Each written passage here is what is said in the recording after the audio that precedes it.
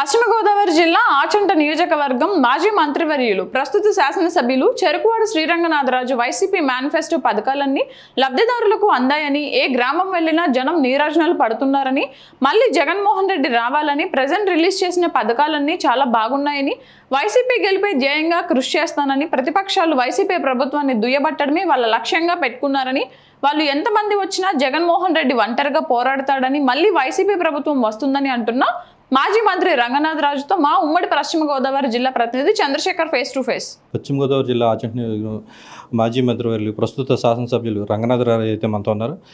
రంగనాథరాజు గారితో మాట్లాడదాం. సార్ చెప్పండి, ఇప్పుడు క్యాంపెయిన్లో భాగంగా మొత్తం అన్ని గ్రామాలు కూడా పర్యటించారు కదా, ఎలా ఉంది? ఇంకా ఇప్పటికే నేను 50 గ్రామాలు పూర్తి చేశాను. ఇంకొక 4 గ్రామాలు ఈ రాబోయే 10 రోజుల్లో ప్రతి ఇంటికి వెళ్ళి అందరినీ కూడా ఇంటరాక్ట్ అయ్యి ఓటు అడుగుతున్నాం. ఎంపీకి ఎమ్మెల్యేకి కూడా చేయమని. ముఖ్యంగా ఈ రోజుని తెలుగుదేశం పార్టీ కానీ జనసేన పార్టీ కానీ ఎంత దారుణంగా ఉన్న టైటిల్ డీడ్ మీద మాట్లాడుతూ ఇవన్నీ జగన్మోహన్ రెడ్డి గారి పేరు ట్రాన్స్ఫర్ చేసుకుంటారని విద్యావంతులే మాట్లాడుతున్నారు. ఇది చట్టాన్ని తీసుకొచ్చింది కేంద్ర ప్రభుత్వం. దాని మీద మా ప్రభుత్వం ఎన్నో అబ్జెక్షన్స్ చేసినాయి. ఈరోజు కూడా దాని మీద పూర్తి క్లారిటీ ఇవ్వలేదు. అయినా కానీ ఆస్తులన్నీ జగన్మోహన్ రెడ్డి గారు రాయించేసుకుంటారు, ఇవన్నీ ట్రాన్స్ఫర్ అయిపోతాయని. ఏంటది ఇలాంటి ముఖ్యంగా రిటైర్ అయిన ఎంప్లాయీస్ కానీ చదువుకున్న వాళ్ళు కూడా దీన్ని దుష్ప్రచారం చేస్తున్నారు. ఏదో చదువుకున్న వాళ్ళు తెలియని వాళ్ళు అంటే వేరు. ఒక గ్లోబల్ ప్రచారం కింద జగన్మోహన్ రెడ్డి గారిని ఏదో రకంగా బద్నాం చేయాలనే ఉద్దేశంతో దాన్ని చేయటం దురదృష్టకరం. దాన్ని ప్రభుత్వం కానీ మా పార్టీ తరపు నుంచి కూడా ఖండించడం. అలాంటివి ఏమి ఉండవు. దయచేసి ఇలాంటి చీప్ రాజకీయాలు చేయకండి. డైరెక్ట్గా మీరు ప్రజలకు ఏం చేస్తారో చెప్పండి, అంతేగాని ఇలాగ వ్యక్తిగతంగా చేయటం. అలాగే ఈ నియోజకవర్గంలో ఉన్న పేతాన్ సత్యనారాయణ గారు నా అపోనెంట్ రకరకాలుగా వ్యక్తిగతంగా ఇసుగు దోసేసానని రకరకాలుగా మాట్లాడుతున్నారు. నేను ఒక నీతివైన ఎమ్మెల్యేల్లో ఈ ఆంధ్ర రాష్ట్రంలో ఉన్న హానెస్ట్ ఎమ్మెల్యేలో నేను ఒకరిని మంత్రిగా చేశాను. ఎక్కడ మచ్చ లేకుండా ఉంటే డైరెక్ట్గా ఎదుర్కోండి, ప్రజల దగ్గరికి వెళ్ళండి. మేము రేపు రాబోయే రోజుల్లో ఏం చేస్తామో చెప్పండి, అంతే తప్ప ఇలా వ్యక్తిగతంగా మాట్లాడటం, సోషల్ మీడియాలో పోస్టులు పెట్టడం, ఇది మీ దిగజారుడుతనానికే అర్థం పడుతుంది. ఇప్పుడు వైసీపీలు ఇప్పుడు టైటిల్ డీడే వాళ్ళు ప్రతిపక్షం టార్గెట్గా పెట్టుకున్నారు. మీరు జనాలకు అర్థమయ్యేలా ఏం చేయబోతున్నారు? నేను చెప్తాం, మా ముఖ్యమంత్రి గారు కూడా చెప్తారు తొందరలో. పార్టీ ఇప్పటికే మా రెవెన్యూ మినిస్టర్ గారు చెప్పారు, మా అడ్వైజర్ గారు చెప్పారు, మేము కూడా చెప్తాం. అదేంటి లేదు, అబోధ కల్పన. అది ఎవరాస్తులు ఎవరు తీసేసుకుంటారు? చట్టాలు లేవా? అడ్వకేట్లు మాట్లాడింటున్నాడు చంద్రబాబు నాయుడు గారు వాళ్ళందరితోటి.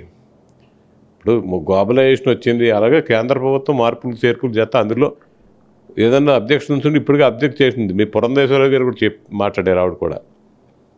ఆవిడ భాగస్వామ్యంగా ఉండి తెలుగుదేశం పార్టీలో వాళ్ళ అలయన్స్లో భాగస్వామ్యంగా ఉండి ఆవిడ తెలుగుదేశం పార్టీని ఖండిస్తుందంటే అందుకంటే దురదృష్టం ఏముంది? మీరే చెప్పండి.